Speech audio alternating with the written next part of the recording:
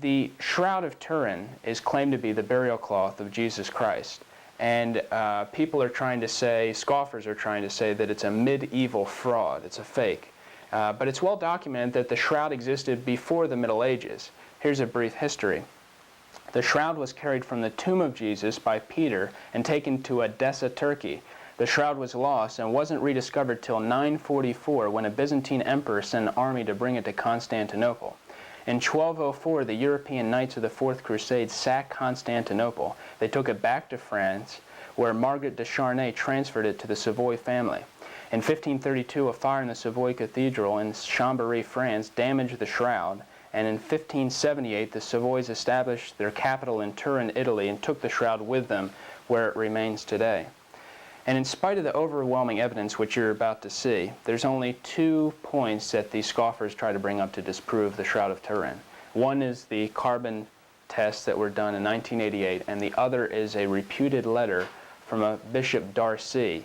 And this reputed letter said that this bishop wrote this letter, that he knew who made the shroud or forged the shroud. He knew the artist. That's what this letter was all about, and that's what they're trying to claim proves that the shroud is a fake or a fraud. That doesn't prove it at all. In fact, this reputed Bishop of Darcy letter has never been proven genuine. None of the copies of the Darcy letter are signed or dated. There's no proof that the Pope ever saw it or that it was ever delivered to him. In fact, Pope Clement VII allowed the shroud to be exposed to the public during this whole time. There's no evidence that it's in the handwriting of the bishop it's purported or claimed to be. It's simply estimated that it's from 1389. The artist or forger is not even named. There's no official transcript of any official investigation. The first photographs of the shroud were taken by Segunda P in 1898, and he was shocked to find when he took the pictures that the negative image was a positive image. And Barry Schwartz, who's actually Jewish, he's the shroud documenting photographer, he says this, quote, "Assuming that the shroud were manufactured in the 14th century, it would mean that someone would have had to conceive the concept of photography approximately 650 years before it was invented. I don't think so," end quote. Some of these scourge marks on the shroud appear only under ultraviolet light, which means that the forger would have to paint the marks so that they'd be invisible to the naked eye and then discern that ultraviolet equipment be invented some 650 years later. That's impossible. There's not a trace of paint pigment on the shroud. There are no brush strokes. The images on the shroud are directionless and therefore could not be painted, at least not by a human hand. Kevin Moran, optical engineer, says this, quote, "The shroud image is made from tiny fibers that are 1/10 the size of a human hair. The picture elements are actually randomly distributed like the dots in your newspaper photograph or magazine photograph. To do this, you would need an incredibly accurate atomic laser. This technology does not exist," end quote. And also, if someone was to paint the shroud, they would have to have a 20-foot-long brush because the image isn't even discernible much closer than that.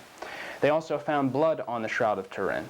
According to medical physicist Dr. John Heller and blood specialist Dr. Alan Adler, they found not only the markings on the shroud were blood, but blood highly loaded with bilirubin, a bile pigment that would only show up if a dead man had been severely or traumatically beaten. And pathologist Pierre Boulogne came to the further conclusion that the blood spots were human blood and of the type AB. In fact, there are 13 tests that confirmed that blood was on the shroud. The image on the shroud is negative, but the blood marks are positive. The blood marks on the shroud have remained red, and why it hasn't darkened by time and oxidation is unexplainable. At the back of the toes on the shroud, there's an original bleeding when the man was alive, and then in the tomb there was a renewed bleeding. So 2 blood flows, and this is impossible for someone to forge. In fact, the experts were shocked by the way the blood evidence was transferred to the shroud. It was done perfectly without one smear, which practically, humanly speaking, is impossible. Dr. Max Frey was a Swiss criminologist. He was one of the leading experts in dust and pollen analysis in the whole world. In fact, he single-handedly developed a technique to determine where criminals had been by testing samples of dust and pollen from their clothing. And he was consulted on many crimes by police forces of many nations. Dr. Frey's objective was very simple. If the shroud was forged in France in the 14th century, then only the French or Italian pollens will be found in the cloth. But his exhaustive analysis found some 58 specific pollens, only 17 were native to Europe. The rest were from Palestine and southern Turkey. the site of Edessa and Constantinople, and this meant that the shroud had been in these places at some time in its history. In fact, 13 of the pollens come exclusively from Palestine and are growing in Israel today. Professor Reyes Louvain found in the shroud linen microscopic bits of cotton under the microscope, and not just plain cotton, but cotton with a certain number of twists per centimeter. We have to realize that cotton has a different number of twists per centimeter depending upon what country it's from.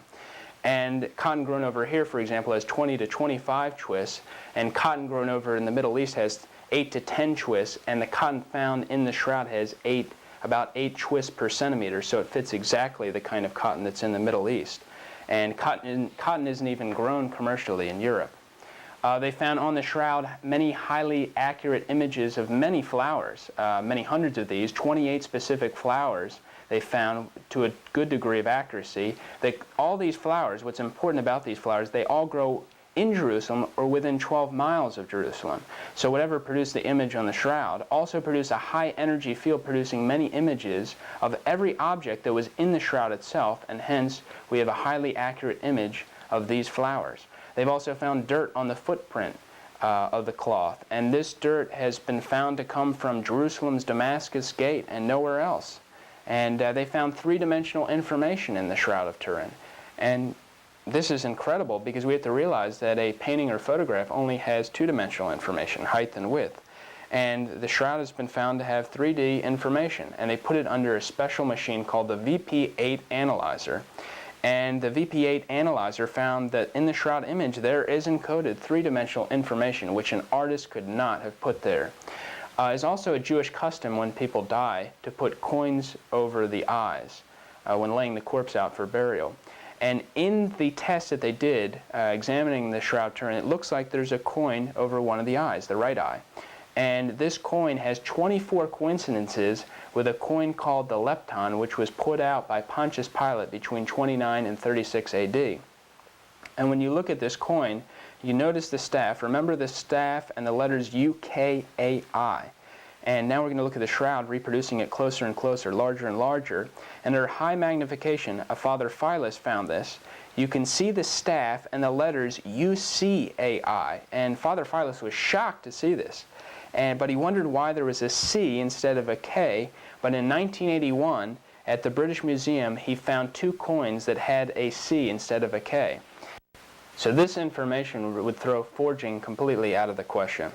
Father Philas said, quote, "Even the wildest imagination cannot now justify any claim that the tiny letters 1/32 of an inch could have been printed on the cloth." Other features that prove the authenticity of the shroud, the locks on the side of the face is a Jewish custom. The body on the shroud is not even straight. The abdomen appears swollen, showing that the cause of death was suffocation. The legs on the shroud are not broken, and the Romans who crucified their victims always broke the legs of the crucified. And this goes back to Exodus 12:46, where it says that they wouldn't break a bone in his body. The blood flows. We have to realize that when you're crucified, the hands fall to a 25-65 degree angle, and so the blood flows a certain way, and it's exactly, the blood flows on the shroud showed that it was of a man who was crucified. In fact, studying the photos of the shroud caused Dr. Pierre Barbieri, chief surgeon of the St. Joseph Hospital in Paris, France, to say this, quote, "If this is the work of a forger, then the forger would have to be a trained anatomist, for there is not a single blunder." And basically, you also have, on the shroud, you have when a nail pierces the median nerve in the wrist, the thumb goes automatically into the palm, and that's what's shown on the shroud. And this wouldn't invalidate the prophecy, "They have pierced my hands and my feet, I can count on my bones," because anatomists in all countries and throughout history have understood the hand to consist of the wrist, the palm, and the fingers. And this is a picture of a Roman scourging device called the flagrum. And you'll notice it consists of a handle onto which are 3 leather strips that are attached. And each of these leather strips have a dumbbell-shaped object attached, metal object. And this device was used by the Romans as a means of punishing an individual by beating his body with stripes. And if you look at the size of the dumbbell-shaped object on the end of the flagrum, it fits perfectly into the wounds on the shroud. One author wrote that there are 120 scourge wounds on the Shroud of Turin, and Jewish law limited the number of lashes to 40, and 40 times 3 is 120. The wound in the side of the shroud measures 1 3/4 inches by 7/16 of an inch, which exactly corresponds to the size of the tip of the Roman spear called the lamea. It's also called the Spear of Longinus, and it's kept in the Habsburg treasure house in Vienna, Austria, and legend has it that this is the spear that pierced the side of Jesus, and it was owned by Longinus, a Roman soldier assigned to duty at the crucifixion site by Pontius Pilate. And what's interesting is that Hitler believed this legend, and he visited the Habsburg treasure house when he was 19. And when he invaded Austria at the very beginning of World War II, he took the spear because he believed that he had to have the spear to go out and conquer the world. Going back to the anatomy of the shroud, the buttocks is rigid with rigor mortis. And some scientists have said that this shroud, whoever was covered in the shroud, has been dead not more than 40 hours. Forensic pathologist from Los Angeles County, Dr. Robert Buckland, finishes his analysis of the shroud by saying, quote, "The evidence of a scourged man who was crucified and died of suffocation is clear-cut. The markings on this body are so clear and so medically accurate that they are, in my opinion, beyond dispute." And the other question is, why would anyone keep this kind of relic, so gruesome a relic, unless it was the true burial cloth of Jesus Christ? But shroud advocates suffered a serious setback when the carbon-14 dates came back in 1988, where it said that the shroud was from 1260 to 1390. But C14 is far from an exact science. In fact, freshly killed mollusks show that they've been dead for 3,000 years, while bristlecone pine, the oldest trees on Earth, always date too young by 2,000 to 3,000 years. And evolutionist William Stansfield said this, quote, "There is no absolutely reliable long-term radiological clock."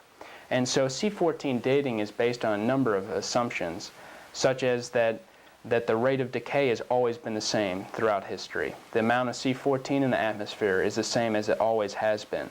It is also based on the assumption that the geologic column is correct, and we've proved that that is not correct.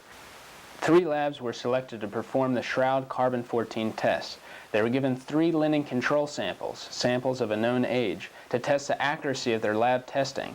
One sample was known to be from 3000 BC, and when the test came back from the 3 labs, their numbers were off by 1100 years, and the testers defended these errors due to contamination of the samples, but after extensive retesting, the sample was still found to be 1100 years off. And so there are too many variables that it can affect test results, and beside, the Shroud sample takers and their labs violated 14 scientific protocols that were established to ensure test accuracy. And also, these labs carried out their tests by consulting one another. And Secretary of State Casseroli, who was rumored to be a Freemason, gave supervising responsibility for the carbon-14 tests to Research Director of the British Museum, Dr. Michael Tythe. So it's strange that Cardinal Casseroli would give the supervising of the reputed burial cloth of Jesus Christ to his declared enemies. And what's interesting is Dr. Tythe wrote a letter to Jacques Even, director of the radiocarbon laboratory at the University of Lyon. And he asked for a cloth, him to find him a cloth similar to the Holy Shroud in every detail. And so Jacques Even looked around, he found a cloth that was very similar to the Shroud of Turin, made at the end of the 13th century. And Dr. Tythe denied writing this letter to Jacques Even until his letter was published, and then he admitted it. So what they did was, when they did this test, they cut off a little piece from the actual Shroud of Turin, and this was all done before video cameras on April 21st, 1988. And the 3 men involved were Dr. Michael Tythe of the British Museum Laboratory, Cardinal Anastasio Balestrio, the custodian of the Shroud of Turin, who, by the way, even before the carbon-14 test, said he didn't believe the shroud was authentic. He said it was similar to a holy painting. And Professor Luigi Ganella, the Archbishop's science advisor. And so they cut the piece off the Shroud of Turin, and then these 3 men went to a separate room where no video cameras could go. No one could go. And what these 3 men did in this half an hour that they were by themselves with the piece of the Shroud of Turin, no one knows, because these men have never told anyone what happened during these 30 minutes. And it becomes apparent, though, that there is a substitution of cloths. And the size of the cloth that the labs tested, the 3 labs where this piece of shroud was sent to, is not the same that was cut from the shroud. And for some reason, the Tucson lab received 2 shroud samples. At first, everyone denied this, and then later, everyone admitted it. In fact, we can't get the samples that they tested because in carbon-14 dating, the samples are destroyed. The chief tester at Zurich, Switzerland, Dr. Woofy, he stated publicly, even before these tests, that he thought the shroud was a fake. So all these people that were involved, or most of them, seemed to not believe in the shroud anyway. And they had a biased agenda to find that the shroud was a fake, and so that's what they were looking Exactly, that's the way it looks.